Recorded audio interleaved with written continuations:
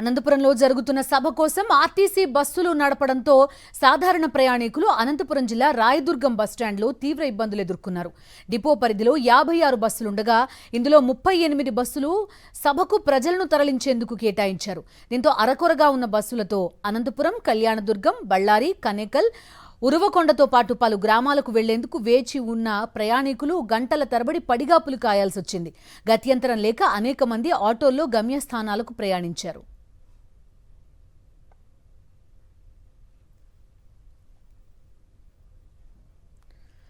RTC బస్సులను చంద్రబాబు బహిరంగ సభ కోసం అనంతపురం తరలించడంతో తిరుపతి జిల్లా గూడూరు బస్టాండ్లో మహిళలు, వృద్ధులు తీవ్ర ఇబ్బందులు పడుతున్నారు.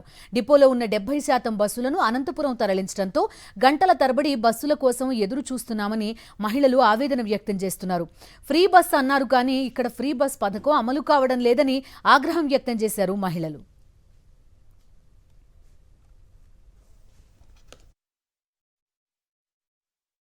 మహిళలందరికీ ఫ్రీ బస్సు అని చెప్పి ఇప్పుడు అనౌన్స్ చేసి చాలా రోజులు అవుతుంది. ఇక్కడ ఫ్రీ బస్సులు అనేది ఎక్కడా మాకైతే కనిపించడం లేదు. ఇప్పుడు మేము తిరుపతికి వెళ్ళాలని వచ్చాము బస్ స్టాండ్కి.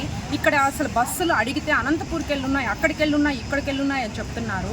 చాలా సేపటి నుంచి వెయిట్ చేస్తున్నాము. ఇక్కడ గర్భవతులు ఉన్నారు, ముసలి వాళ్ళు ఉన్నారు, చిన్న పిల్లల్ని ఎత్తుకొని ఉన్నారు, చాలా దూరాలు ప్రయాణించే వాళ్ళు ఉన్నారు. పాపం తెలియక అయ్యో ఫ్రీ బస్ కదా, బస్ ఎక్కేసి వెళ్ళిపోవచ్చు అని చెప్పి వచ్చున్నారు. కానీ ఇక్కడ చూస్తే పరిస్థితి అస్సలు సీట్లు అనేదే లేవు. ఏ బస్ ఎక్కినా అందరు ఆడవాళ్ళు కొట్టుకుంటున్నారు తప్ప ఏ ప్రయోజనం లేదు. చంద్రబాబు బహిరంగ సభ కోసం ఆర్టీసీ బస్సులన్నీ తరలించడంతో ప్రకాశం జిల్లా మార్కాపురం ఆర్టీసీ బస్టాండ్లో ప్రయాణికులు తీవ్ర అవస్థలు పడుతున్నారు.